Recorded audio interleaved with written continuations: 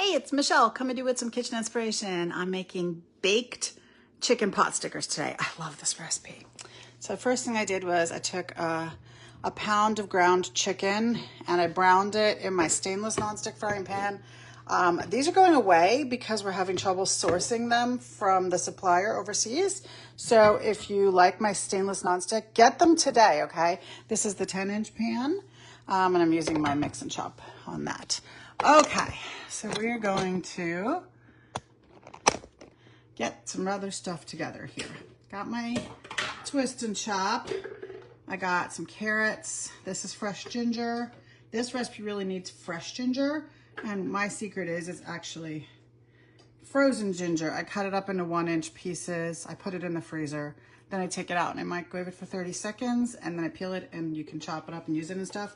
It really makes a big difference in the flavor if you use fresh ginger versus powdered ginger. You can use that, but it's not gonna taste as good.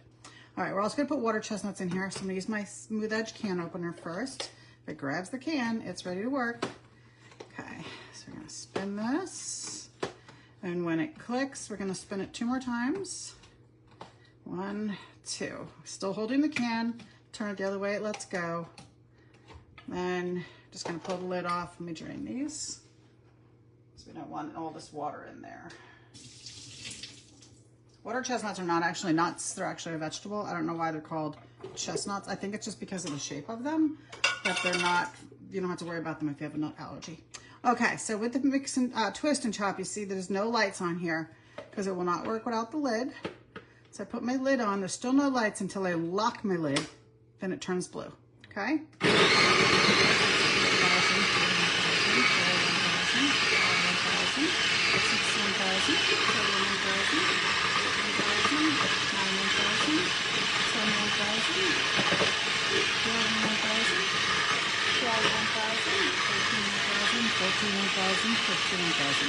All right, that was 15 seconds.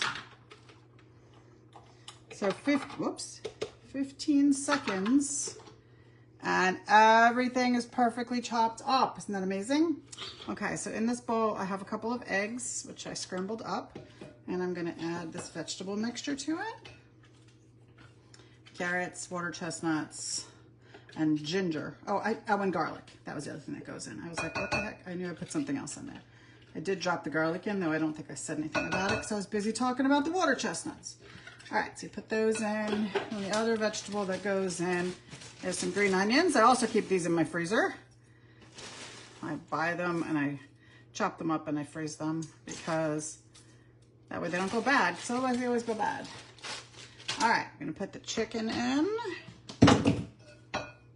It's an easy recipe, but it's super delicious. It's also a really good recipe for sports moms, and I'll tell you why. When my kids played sports, and I spent a lot of time on the soccer field, and the softball field, and field hockey, and football, and cheerleading, all those things, you know, we got tired eating from the snack shack all the time. So I came up with some recipes that were good to carry to the field. And this is one of them that we ate a lot.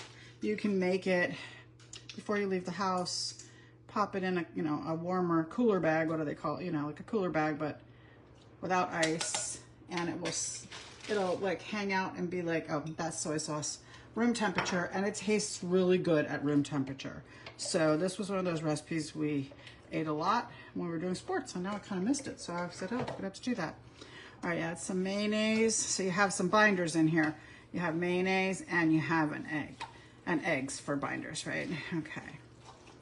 So you want this to get, it's kind of a thick mixture. This is so good. It's funny because sometimes when I go to Asian restaurants and I'll order pot stickers or, what's the other things that they order? I forgot what the other word is, but anyway. Sometimes I'm like, well, mine are better. Okay, all that's together. Now we're gonna do the cool part of putting them together. And everybody thinks this part is hard, but it's really not. So I have my oven preheating to 475. This is my large Stomer bar pan, okay? I like to do it on here. Comes out perfect every time. You see my bar pan is nice and brown, but not evenly brown because, you know, it gets seasoned. The bottom is probably a little bit more even. This wavy pattern on the bottom is because this is the fusion stoneware, which can go in the dishwasher, though I never do that. But what I do is put under the broiler sometimes. So that's great when you're making pizza. All right. The other thing we need for this, and these are hard to find in the store, so I'm going to give you a hint. It's a weird thing. So you need wonton wrappers, okay? And what I learned about wonton wrappers is a lot of times they're in the produce department, depending on the store. Sometimes they're in the produce department, and sometimes they are with the, like, not organic, what's the word I'm looking for? Like the plant-based foods, you know? Like the vegan cheese and stuff like that. Okay, so sometimes they're there, sometimes they're in the produce department on like the refrigerated wall where the greens and stuff are. All right, so we're gonna lay a few of these out and I'm gonna quickly show you how to do this. There's multiple ways to do this. All right, so first thing we need is a bowl with some water, and we're gonna just run our finger around the edge because this is how they get sealed closed. Okay, you want them all to be wet on the edge. So the easiest way to do this is with your finger. You can do it with a basting brush, but I always do it with my finger. All right, whoops, tore that one. It's not a big deal. Once you bake it, it'll be fine. Nobody cares if it's slightly broken, it still tastes good. Okay, so then the other tip is grab one of your cookie scoops, okay? The small size cookie scoop, the 1 tablespoon. And you're gonna put a tablespoon of filling into the middle of each one. Okay. And then I'm gonna show you a couple ways to close these up.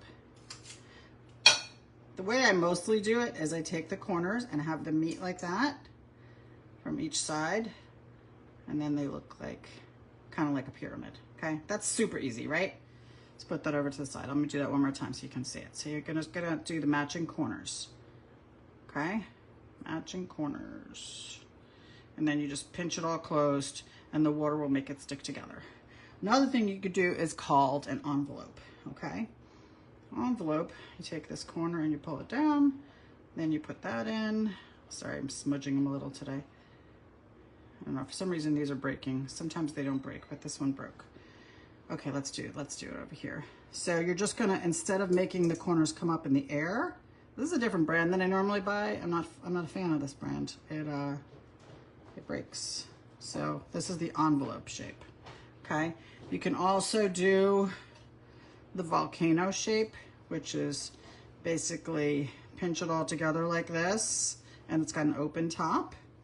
And then you can do the candy roll shape. Okay, so you're kind of gonna make your filling like that shape, gonna roll it like this, you're gonna pinch the edges, and it looks like an old-fashioned wrapped candy. So those are your choices.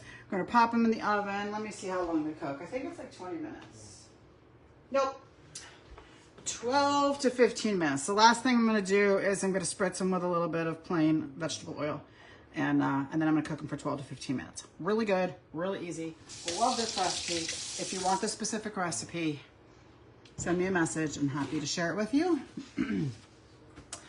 If you liked this recipe, make sure you hit share so that it will go to your page, and then you'll have it for later, and also so your friends can watch it. If you need any of these products, you know, I'm going to drop my link to my Pampered Chef page below. You can always shop there, or if you want to host your own party, I can do that with you too. And then you can get some of your items for free and half price. Make sure you follow me on Facebook, Instagram, and especially on YouTube, Michelle's Kitchen Inspiration on YouTube, because that is where the library of all the videos I've made are. Thanks so much. Have a great evening.